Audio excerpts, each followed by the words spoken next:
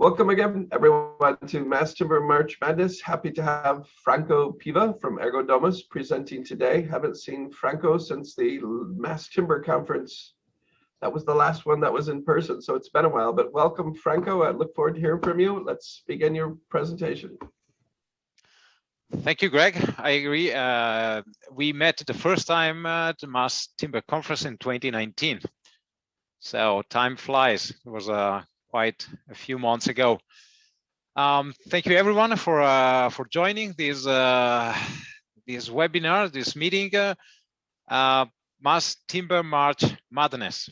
I really believe Greg is doing something great in organizing this series of webinars, very interesting topics. And today I'm going to talk about my experience about Ergodomus, my engineering firm, and I will try to show you, to present what is my point of view in timber engineering. What are the advantages? What can we do with timber? Why we are not using timber on some buildings, what the obstacles on the market. So just a few things about me, about about today's meeting. I'd like to have 35, maybe 40 minutes of my presentation, and then I really would like to hear your voice, to have some questions for you, to receive some questions from you, and I'll be very happy to talk together and to say something more about timber, about the world of timber. So this is me, of course, and I started working in the timber industry in 2003. So this happened. Wow, 18 years ago, so almost 18 years ago. First, I worked in a company for 4 years, and then I created in 2007 my own engineering firm. The office, the headquarters, is located in northeast part of Italy, as you see here in the well. Okay, so you can see my pointer. Okay, here we are. We are located here, not so far away from Verona and Venice, which is one of the most beautiful cities I've ever visited. We are working on a very, very strange project this year. We've been working for a few months, and you will see this pavilion, this beautiful pavilion at the La Biennale 2021. I hope we will be all allowed again to travel in a few weeks. As you can see, the area surrounded, we are surrounded by mountains, by trees. So in this area, it is very common to use timber for buildings, for roofs, of course, but also for complete buildings. In the past years, I had the opportunity to write 3 books about timber. All of them are in Italian, and this one that it was published in 2019, more or less 2 years ago, a bit more. No, it was January 2019. Greg, I use for a few seconds this webinar to say that the English version is almost ready, 90% ready, and I'm looking for an international publisher that it is interested to publish the book. It's going to be a 400 pages, more or less, book, and it will cover many different topics, from buildings physics to timber engineering in general, acoustic, structural analysis, etc. We need more resources for Franco. After you end, I'll promote this on the video and also put kind of a link to the Italian, where they can order the Italian versions, and we'll try to see if there's a publisher in English. We need more of your resources. Okay, thank you. I'll do. I put in these books the experience I gained after many years after we designed as an engineering firm many different buildings, many timber buildings around the world.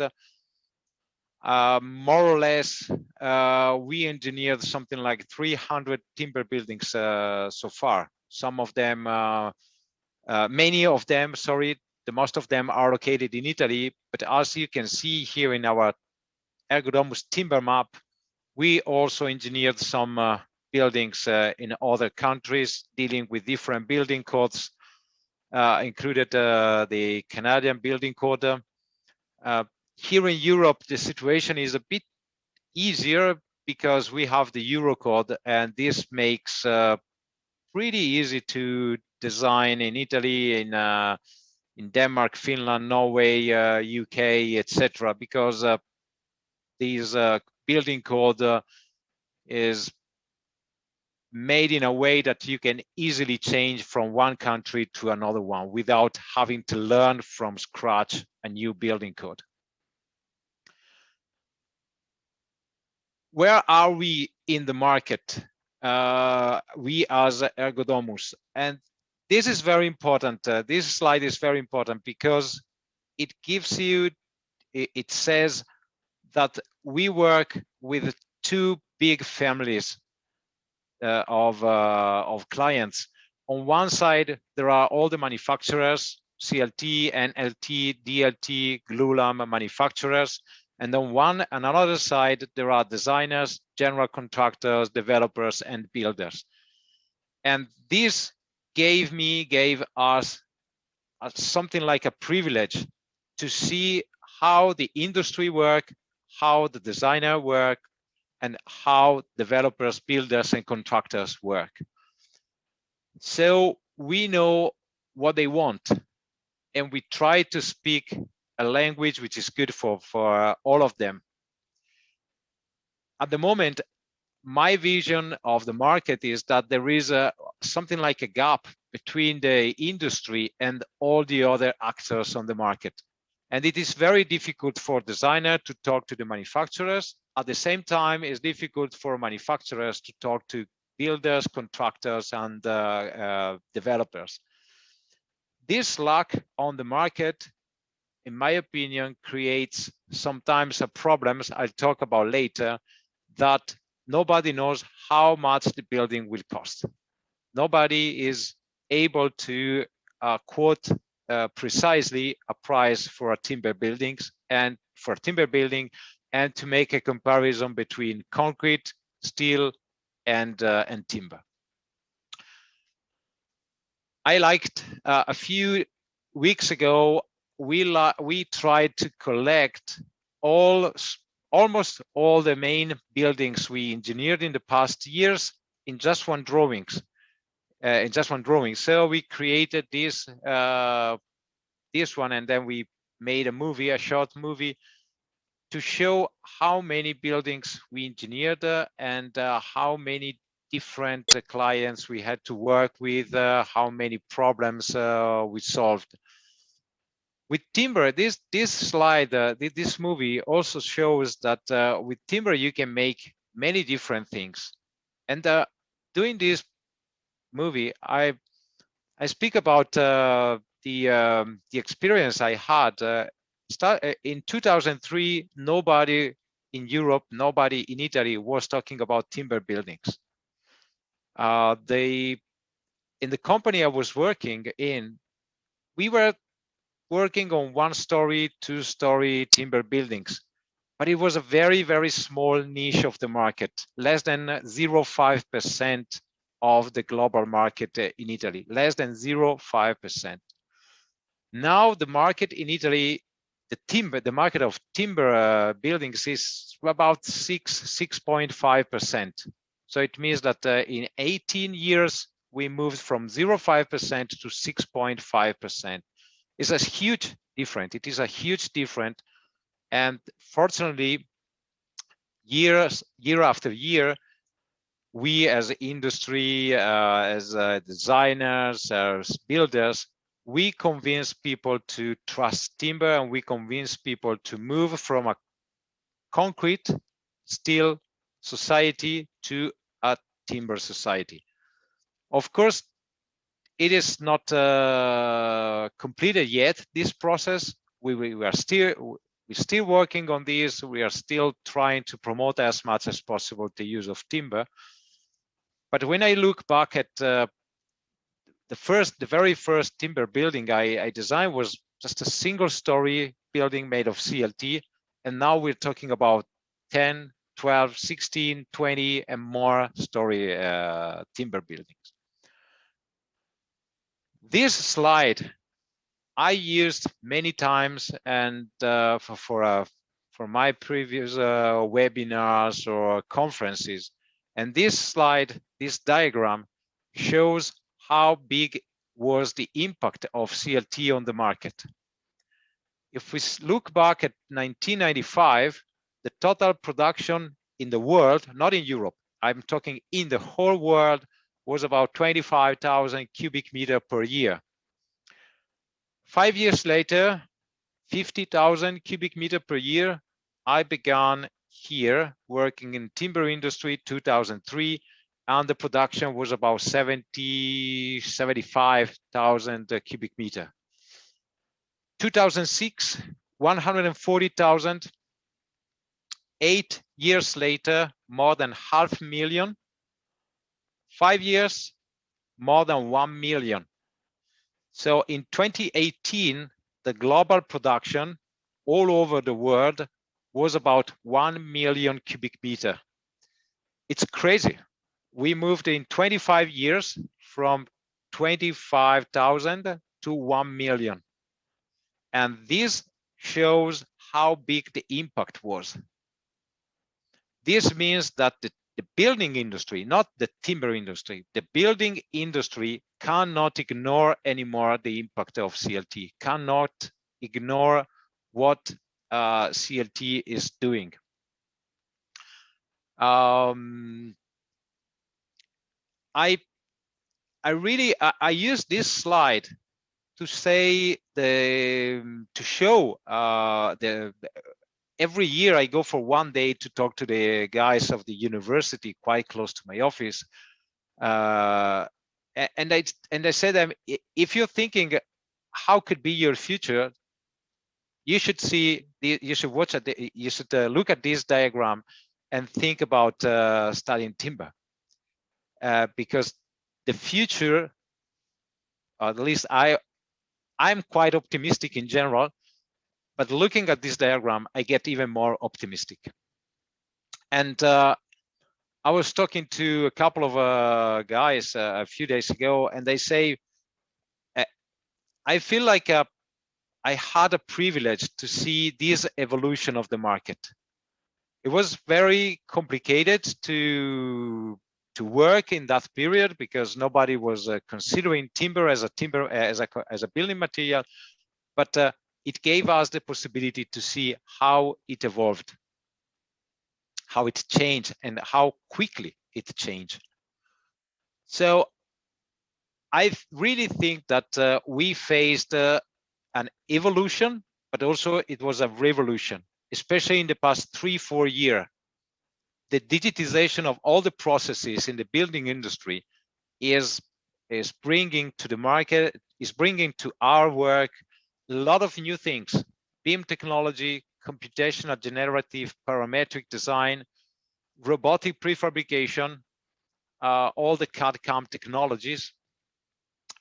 We are able to quote a price, a quite precise price for the cost for the building.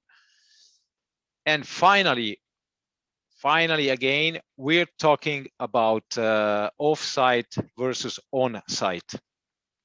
This is a very hot topic, and I will show you a couple of examples in a few minutes. We're also experimenting how augmented reality can help us in timber industry. And unfortunately, the video is not ready yet, but we are exploring how this technologies can be used in and implemented in a very cheap smartphone to see how the building will be using augmented reality. All of these items, I'm sure, had a disruptive effect on the market.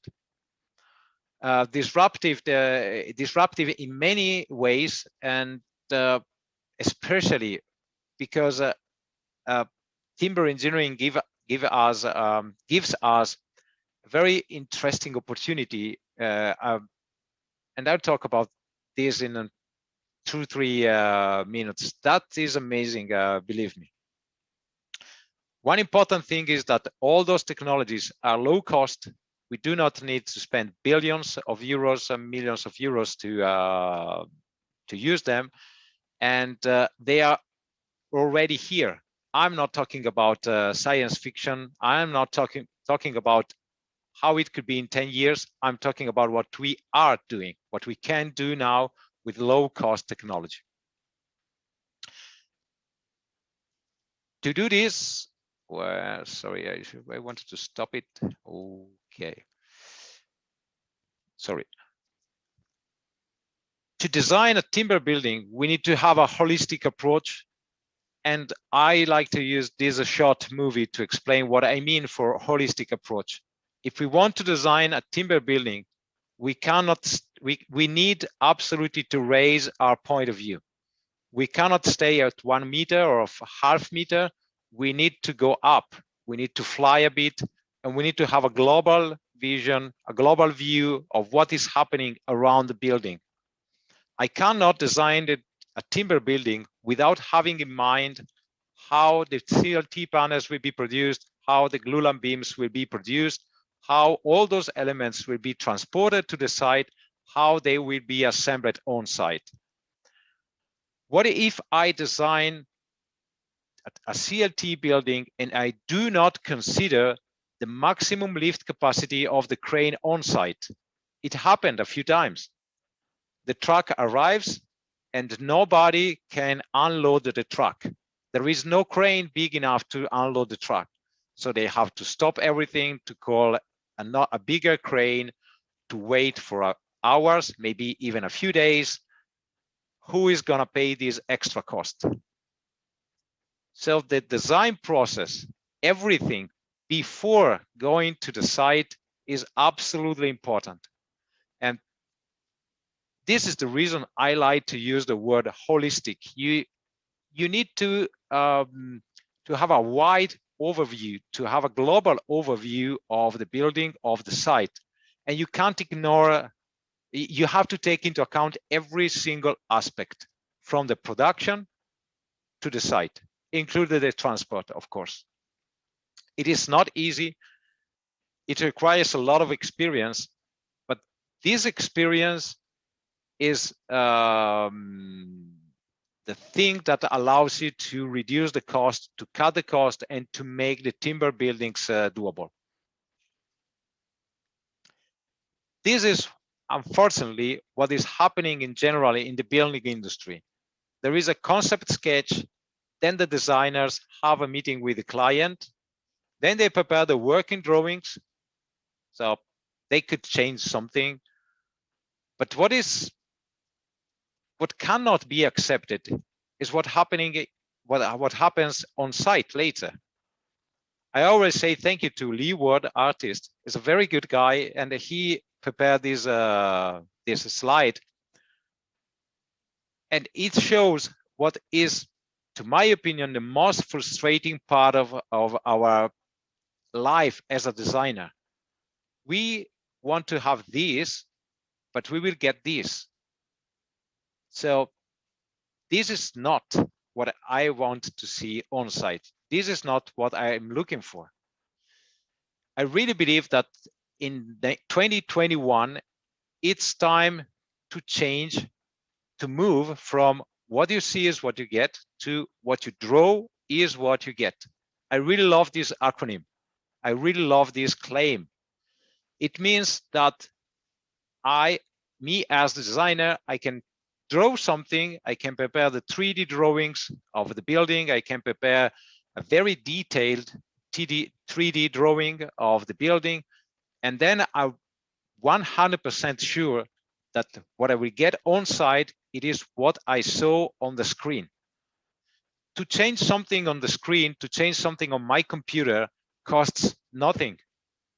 Well, nothing, a few hours of extra work, which means almost nothing. But what if I receive something wrong on site? What if as a designer, I have to go every single day, 3-4 times, maybe per day, to be sure that people on site, that the workers on site will realize what I want? What if I have a complex geometry? What if I want them to build a curved element?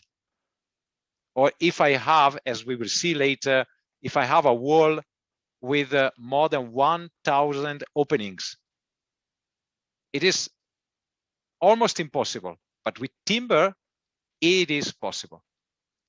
So what I like to say is that with timber, what you draw is what you get. So we give, as not as Ergodomus, but as timber industry, we give our clients the possibility to prepare the drawings, and then there will be a robot, there will be a CNC machine producing those elements exactly as they are on my video, exactly as they are on Revit, ArchiCAD, Allplan, or other 3D software or other BIM software. This is doable. This is here. It is a technology we've been using in the timber industry for almost 20 years, something like that. To make a comparison and to make this concept much more clear, I just downloaded a few pictures from Google Images about 3D printer. Every one of us is familiar with 3D printer. We know that I can use Rhino, I can use a SketchUp, or I can use other 3D software. I can create a geometry, I can create something, and then with a few clicks, what I see on my screen will be next to me. It will take few hours, 6 hours, 10 hours, whatever, but I will have the item in a few minutes, in a few clicks, sorry.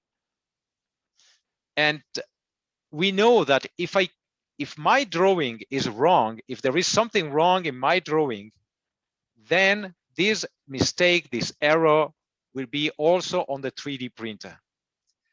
And this means that we have, as designers, we have to work in a very, very precise way. We cannot make any mistake. We need to use the technology in a good way. So I prepared this slide showing how important BIM is, how important BIM technology is. It is very common to compare the BIM technology to an iceberg. So I say, what if the iceberg was made by timber? What we see at the top is a 3D drawing, a normal 3D drawing. But below the water, as you know, is the biggest part of the iceberg. So if you're using BIM technology and you think that BIM is just a 3D model, then I'm sorry to say, but you're wrong, because the real advantage of BIM is below the water, is something you do not see, is something quite hidden sometimes. It is a huge amount of information which are connected to the 3D elements, to the 3D model. So from BIM, the good thing of BIM is that there are a lot of extra data. You can make the quantity takeoff very easily. You can create, you can simulate the process of assembly, the facility management, all the workflow, all the step-by-step assembly process on site. BIM is really something which has to be part of of our daily job, and it is something that it is already part of a timber industry. So I want to show you exactly what I mean for beam plus timber. What I mean when I connect together those two words. On this screen, you see an example of a building we engineered a few years ago. On the top, you see a screen from Revit. Below here, there is a screenshot from one of the many IFC viewer on the market. In this case, it is Beam Vision. On the left, a picture of the elements highlighted in Revit. And let's see what the BIM software can tell me. I click on the element, and since it is an IFC model, it is not just a simple 3D element, but it has a name. It has a lot of information connected. And in this case, I see that it is 140 millimeters CLT panel. The timber grade is C24, and the number I will read on the panel is 2006. I also know that this is written in Italian, but it means that it is batch number 4. And I know that batch number 4 means, according to our delivery list we prepared, that this item will arrive on site week number, I can't remember, 32, 33, or whatever. But I know exactly when that element will arrive on site. I know also that the total length of this element is 15.4 meters. So this is a huge CLT panel. Definitely the biggest one we ever used, we ever designed in 18 years. The good thing, the wonderful thing, I mean, is that the 3D model I see here in the IFC viewer will be exactly the one I will get on site. This means that at this stage, I can change everything. I can talk to the manufacturers. I can talk to the designers. I can talk to the builders. They can ask me to add some holes, to change the position of the openings, and it costs very, very low amount of time. It is almost costless compared to the extra cost you could have on site. The possibility to check all the 3D drawings weeks before the materials arrive on site, in my opinion, is the biggest advantage offered by the timber, in general as a constructive material. So I also say that CLT is not just a sustainable material, but CLT and timber in general is a new, very innovative new way to a new constructive method. Here is another example. In the previous one, we were talking about CLT panels, but now we're talking about glulam beams. As you can see here, you read the length, the width, and the depth of the beam. And you can check everything. You see that it is made of glulam, grade 24H, and Lotto 3 means batch 3. So it is a few weeks, a few days before batch number 4. Here is another example, always a CLT panel. And here is another, again, another example showing you the integration between steel and concrete, steel and timber. We can design, no matter the complexity, we can design the connection made of steel, and having just one model, just one 3D model with all those elements together. So there is no risk of having clashes or having penetrations of elements, because everything is controlled in one single model. This connection, the architects, I remember they were quite worried about this connection because we had a lot of holes, we had a lot of dowels, and they wanted to see exactly how the connection is. So we simply shared the IFC model, the IFC file, and they could check if they like this connection or if they do not like the connection. So I like to make this comparison. This is I think it is very well known screenshot from the movie Matrix.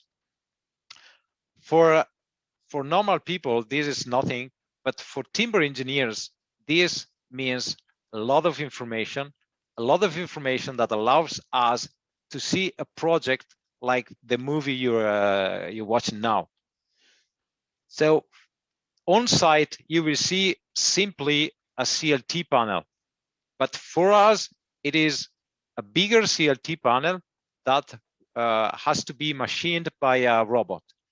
And we can check every single step, every single element here in the office. Every timber engineer can make it to be sure that the CNC machine will work correctly, that there will be no warnings, no problems from the machine, and that the element will be produced exactly according to our drawing. Because once we create the geometry, once we create the 3D model, then we also need to think about how the element will be produced by the CNC machine. Will it be possible to use the CNC machine? Is there a way to cut the time the robot needs to machine the element? This is why we want to make some simulations to check, to have like a double check of the of what we're doing. All those things, beam technology, robotic prefabrication, bring us to the offsite construction, to the offsite concept. We always try to use as much as possible offsite technologies. And in this example, I will show you later some pictures of this building, which was built in Italy. They completed 3 years ago the whole building. We designed more than 700 elements by timber, and we prepared the drawings, and then there was a manufacturer producing more than 700 elements, but on site they had to assemble 368 elements. The reason is very simple, very easy. We asked the manufacturer to pre-assemble some elements on site. So this is like a marginal gain. No, it is not so common to take into consideration the number of the elements we are using for the building. The cost of the building is not always based on the square meter, on the cubic meter. It cannot be based only on those numbers. If you think to quote a price for a timber building, just considering cubic meter and square meters, then there is a huge risk of making big mistakes, because you also have to take into consideration how many elements will I get on site? How many elements will I have to lift with a crane? Try to think how many minutes a crane takes to move one single element. It doesn't matter if it is 3 by 3 or 3 by 6 meters. The time the crane takes is more or less always the same. And also the number of people involved in that operation is more or less always the same. So the less element I have on site, the lower will be the cost. I have always the same quantity of CLT, the same quantity of glulam beams, but I will cut the cost a lot. And we all know that the risk of having bad weather on site, to have wind, to have water, rain, snow, it's quite high sometimes. So what if I had to stop the assembly of the building at this stage. Like for instance, here I assembled 2 stories and I had to stop for a while. What happened to the timber? What happens if I can't cover everything very quickly because a storm is coming? So I prefer to work off-site, to pre-assemble the elements, and then to bring all of them on-site and to assemble in a very short time. For this building, I will show you some interesting numbers in a few minutes. And talking about off-site, I'm not talking wrong about steel, but we all know that they use one-dimensional, monodimensional element, a beam, column, but one dimension. And you see here on the left, but on the right, you see what CLT can make, what timber can make.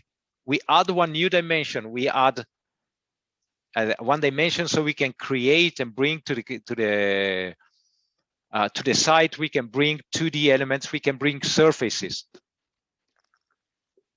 and this allows us to make everything much quicker, very quick. I don't have to be worried about how can I fill the gap between columns and beams. No, with CLT, you already have this gap filled.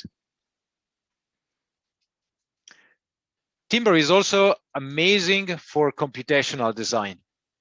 We are exploring these new opportunities. We are exploring how rhinoceros and grasshopper can be integrated in a workflow.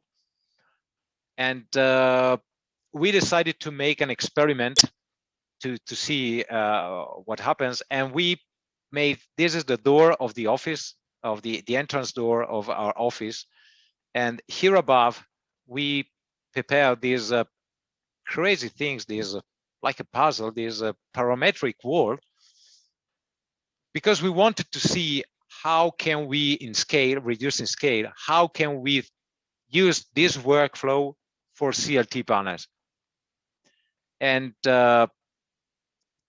in my opinion, this will open new great opportunities for timber industry to use the generative design, to use the computational design, parametric design to create this. Of course, it is not easy to connect all those elements together, to connect the points, but the developers, the software industry is going very fast. They are developing continuously new tools, helping us to create this process, this workflow, and to make this workflow easier and quicker. Because the key factor is that every time you move from one software to another one, you have to be 100% sure that this import-export is 100% lossless. You have to be sure that you're not going to lose any information, any important information. And especially, you want to be sure that you do not have to redraw for the second, third, fourth time the model again, because you need to move from one to another one, from one software to another one. Let me show you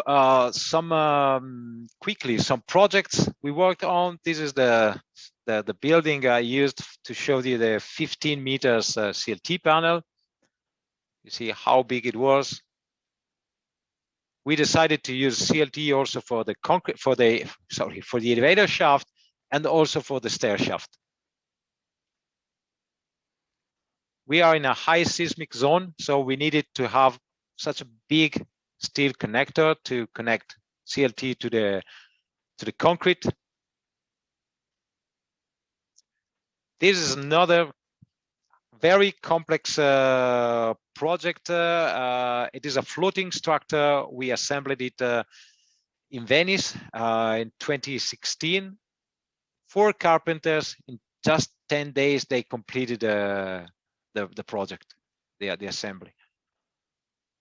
A lot of timber elements. We wanted to be 100% sure that everything was going good.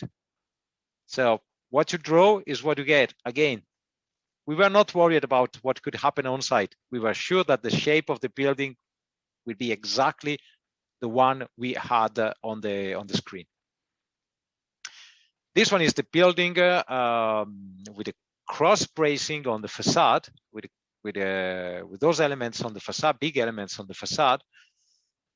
4 people on site, 4 weeks. Super quick, super quick.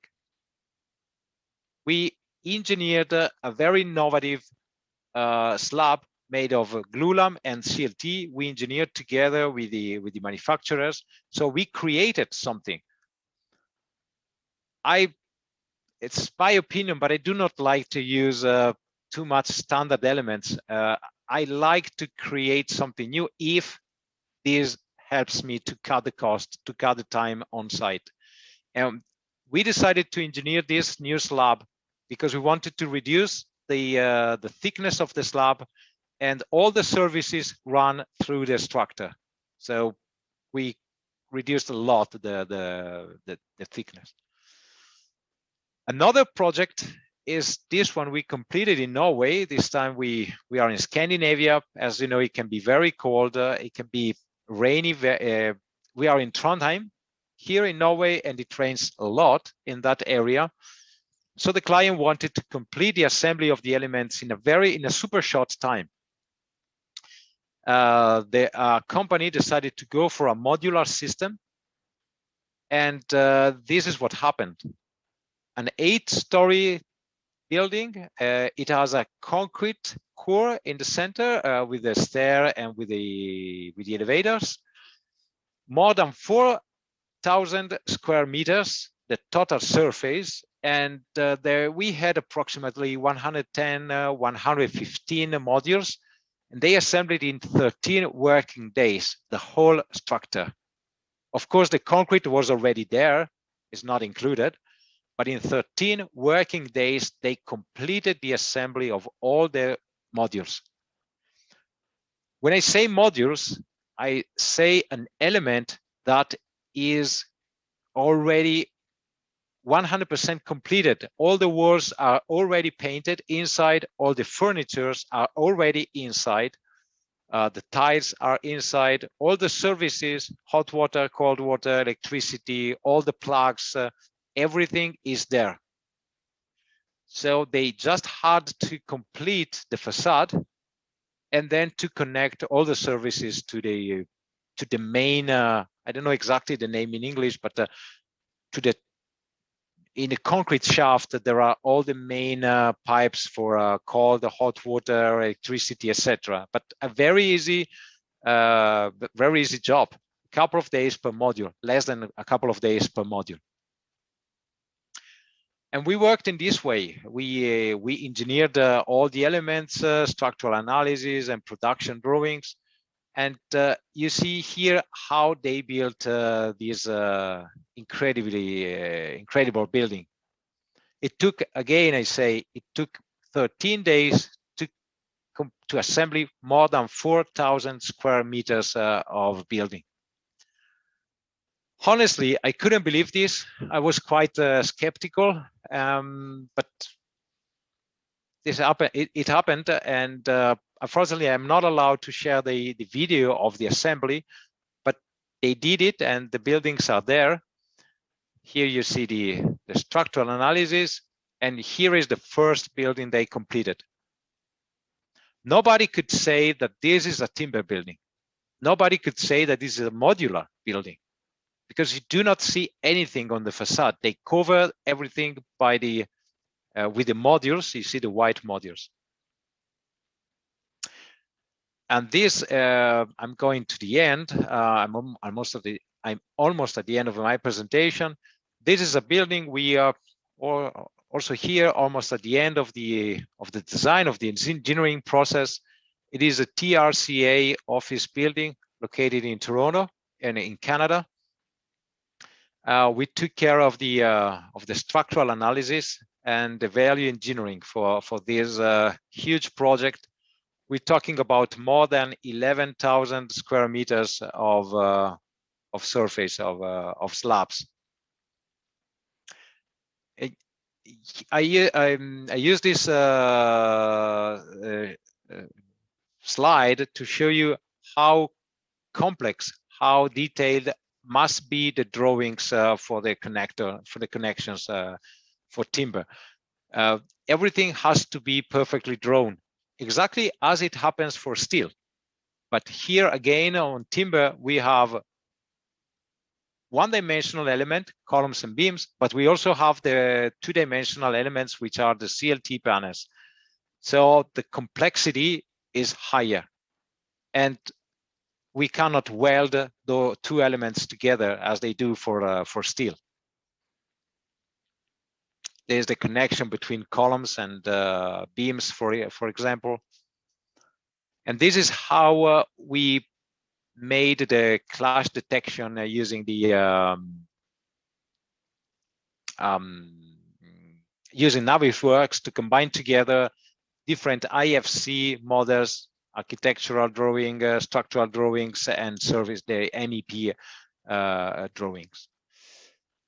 Last example is this one. You see here on the facade, I said about this project something about at the beginning. We have more than 1,000 openings on this facade. And the architects were very worried, how can we be sure that all the openings will be exactly in the position we want? And one thing is about this project, every opening is different. There are not two openings with the same size here. So the option, they decided to go for timber, for CLT, and we worked together with them preparing this model, sharing the IFC models with the other engineers. The one for timber, there were three engineering teams, timber, concrete, and steel.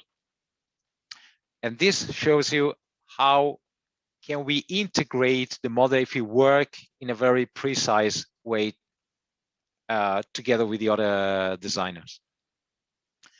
So to use timber for the facade is something quite new, but something we explored many times.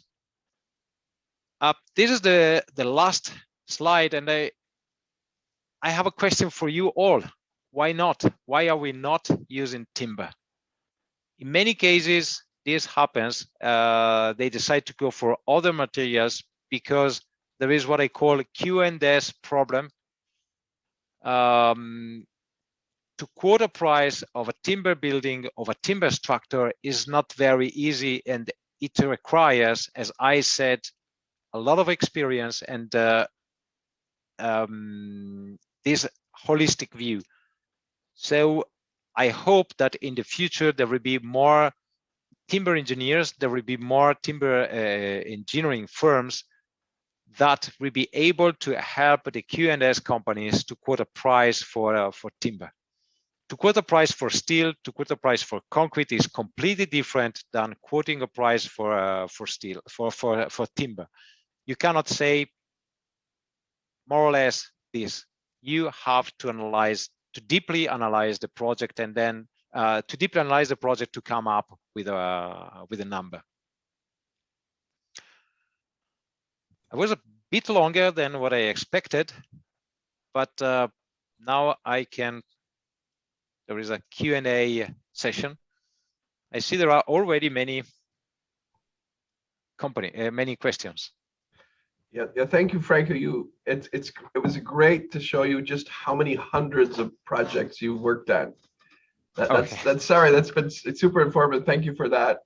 And also, you think there's still room to improve how the industry functions. There's still the adoption of more timber. But yeah, if you could go through the questions, that would be great. Have you read them? Do you want to, or? Oh yeah, I see. You can read, Greg, and then I can reply. I can reply.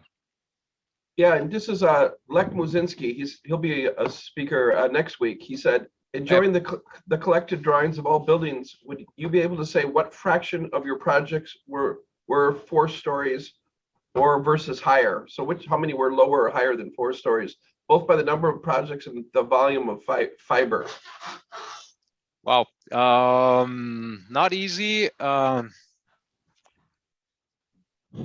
I think that more than 80% are more than 80% have less than 4 stories. Yeah, more or less, I would say 80%, 85%. By volume of fiber, a bit more complicated. Sorry, Mr. Mrzinski. Thank you for the question. But I try to have a look at those numbers, and then I try to find some numbers. The moment I cannot say that. I cannot say a number. Here's an interesting question. Nicholas Warias, is there excess wood fiber capacity to keep this growth in Italian or Euro mass timber buildings continuing? Is there pushback from people thinking this is deforesting areas of the country or of Europe? Very interesting question. There is a big debate here in Europe as well about this. As far as I know, if we go for certified timber like FSC or PFC material, then we are sure that they grow the forest in a sustainable way, which means that they harvest 100 cubic meter of trees, but they also plant new trees to have always the material on the forest. The biggest producers in Europe, they know that their economy is partially based on timber, so they try to use, they want to keep this process working good. I don't think, honestly, that even if we use more timber, I do not think there will be a problem unless we decide to use to grow the forest in a sustainable way. But this is an important question, and the timber industry must consider this always. If we want to grow, we also need to grow the forest. We want to grow the market, we need also to grow the forest.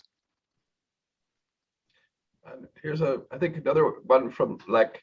The savings related with the speed of construction or assembly of well-designed mass timber prefabs is often overlooked in comparing total cost between concrete, steel, or light frame versus mass timber. Is that your experience too, the speed of construction and the savings related to that? Is that overlooked on projects? I'm sorry, but I need to check on my Google Translator overlook. I'm really sorry for that, but to give you an answer, I don't want to say something wrong. Sorry. I want to be sure. Well, actually, Franco, I can address that in a way that clarifies. Often we're seeing people trying to price out mass timber. They want to compare it. What's going to be the total cost of the building? And too often people are only like, well, who sells the cheapest mass timber? And how much do we need? And they're overlooking the cost of, like, look, you're trying to buy a custom fabricated kit of parts that can be officially assembled. You need to price in the people who are going to do that, do what you do. They're going to do the engineering, they're going to do the modeling, they're going to do a lot of project management. And what will be the cost to have that delivered and to the site, as opposed to only pricing out the mass timber that hasn't been fabricated without any engineering. And so I think what Lek is asking, when people want to compare, what's it really going to cost to have this building up? In your market or in your project, do people know how to price that accurately? No, they don't. And this is a problem. Very straightforward. No, they don't. This is the risk. This is what I see on the market. They tend to quote the price for the buildings, just considering how many cubic meter, how many square meters. That's it. But to quote a price, you have to take into considerations a lot of different parameters. We made some analysis from some large-scale buildings for Scandinavian market, and we noticed that if you do not consider the whole picture, if you don't see the whole picture, then the number you come up with are totally wrong. Sometimes it could be maybe good because you come up with a good price and they decide to go for timber, but then all the problems will then you will see the problems during the engineering process. The other risk is that you quote a price which is higher than the real one, and in that case they decide to go for another material. So I'm trying to promote, and I would be very happy to get in contact with Mr. Musinski, because we are trying as engineering firm to start an R&D project, how to correctly quote the price of timber buildings, considering all those things together. How much, for instance, one question is, what if we save 1 month on site? How much does it cost? What if we store 1,000 tons of CO2 compared to we produce 1,000, we emit 1,000 tons of CO2? There are many parameters and the weight of each parameter is different. I know that this is maybe something even unrealistic, something very, very complicated, but I believe that if we can come up with a system, with an easy or quite easy system, implementing it in the BIM workflow, this could be one of the key factors to make bigger the timber industry and to convince developers and builders to go for timber. I just want to say, Franco, I couldn't agree more. I think the market needs to be offered cost for delivering specific kinds of buildings and say, this is what it's going to cost to deliver that building. And then you can look at variations of that, because we're having the same problem you just mentioned here in bidding commercial real estate project. Typically people are like, well, how much per square foot? That's it. Who's the lowest bidder? And then they're like, well, we didn't design it for mass timber, but in order to price it for mass timber, we're going to estimate the cost based on the approximate quantity of mass timber, without any of the pricing factored in for speed of construction, really the engineering or the fabrication, all of the services you offer. So that's very necessary. But here's another question. Adam Slivers. Franco, you said on Heimdall's your firm produced both the design model and the fabrication drawings.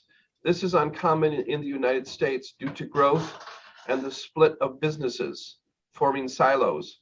Could you speak to how much there is detailing the fabrication drawings relative to the engineering design? Is there value to employ specialized detailers using CADWorks, for example, and keeping both types of staff busy? Oh, I just realized I say something partially wrong for that. I apologize. We made a structural analysis of that building, and then we prepared the production drawings just of a small part of the modules, not of the whole modules. I was quite amazed by the time you need to draw every single module. For the other buildings, for all the other buildings, we prepared the production drawings element by element using specific software, and we also prepared the files for the robot, for the CNC machine. For Heimdall's, we did this for 6 modules, which is a very small part of the total modules. And then coming back to the question, I know it is very uncommon to that a third company make the structural analysis and also the production drawings. Normally, the production drawings are made by the manufacturers. We decided to make also the shop drawings, to make also the production drawings, because this gives us as designers, this gives also architects the possibility to drive the design, to decide everything, 100% of the things. So this is why I say what you draw is what you get. When we love to work with architects, and we love to be structurally creative. I like to say, we like to create new solutions, to find new solutions, but only if we prepare the production drawings, we are sure that what we decided to do, what we agreed to do with the architects, it will be on site. It is a very, very complex project. It takes a lot of time, huge amount of time, but the result at the end, for instance, I will not have to go to Toronto to check if they assemble the TRCA project in the right way, because I check the 3D drawing. I'm sure that what I draw is what I will get on site. And the same thing happened in Norway. Because of the COVID, I was not allowed to go to travel there and to see how they assembled the elements. I wanted to, but there was no way. But when we made the production drawings, then we are sure that this happens. And Adam mentioned CADWorks. We use HSB CAD and then some extra add-ins. And to the final question, is there value to employ specialized detailers? Yes, for me, there is value. There is a lot of value.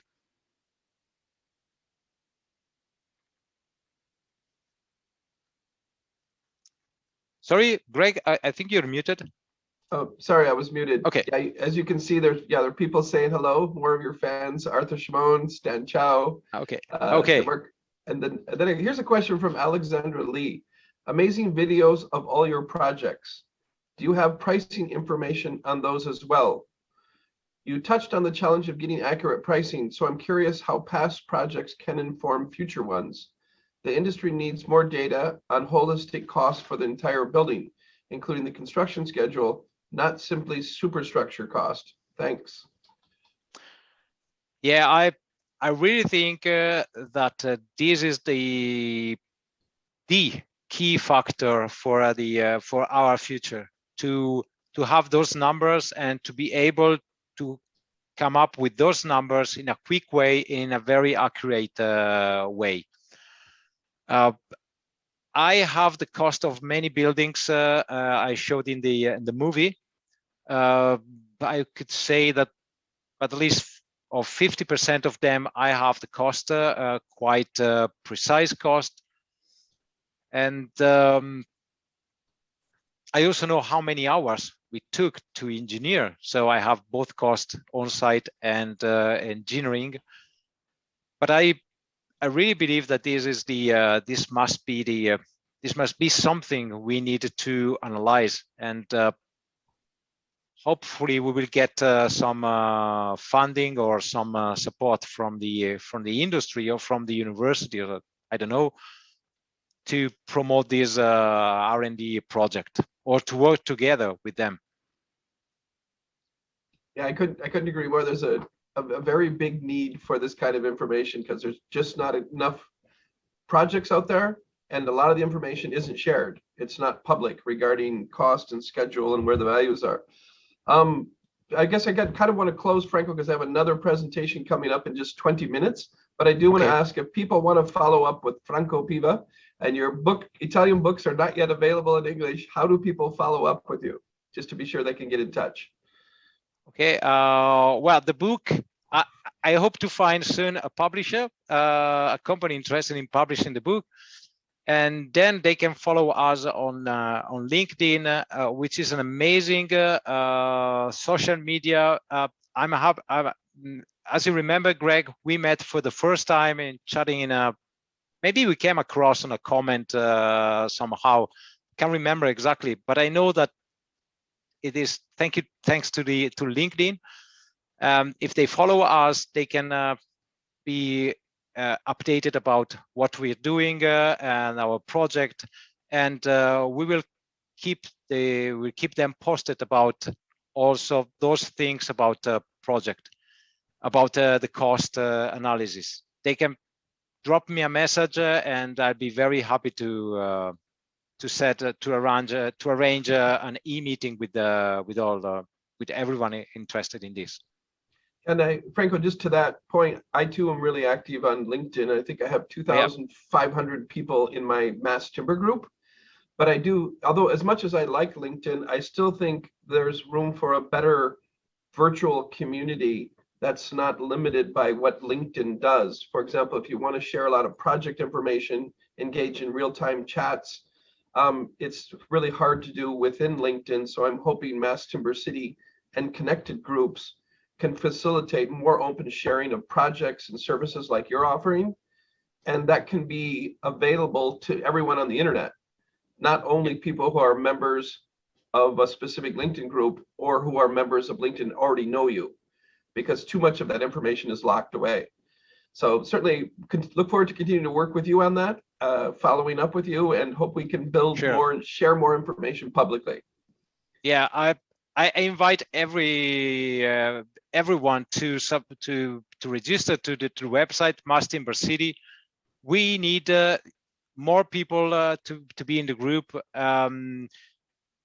As you know, Greg, I love to create network, to be part of the network.